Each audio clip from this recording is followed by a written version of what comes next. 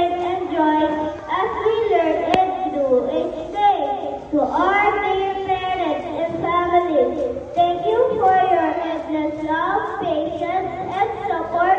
You have been our first teachers, and your encouragement means everything to us. To our teachers, thank you for your kindness, patience, and dedication. You have helped us discover the joy of learning, and we will always remember the lesson you have taught us. To our school administrators and staff, thank you for creating a safe and happy place where we could play, learn, and grow. And to our classmates and friends, thank you for the laughter, the fun, and the wonderful memories we shared.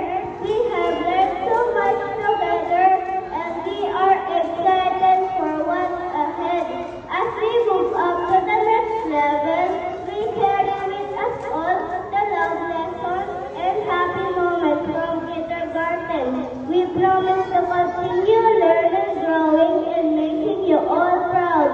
Once again, on behalf of the kindergarten class, I am Kyle Angelogi Bautista from the bottom of our heart. Thank you, and may God bless us all. Once again,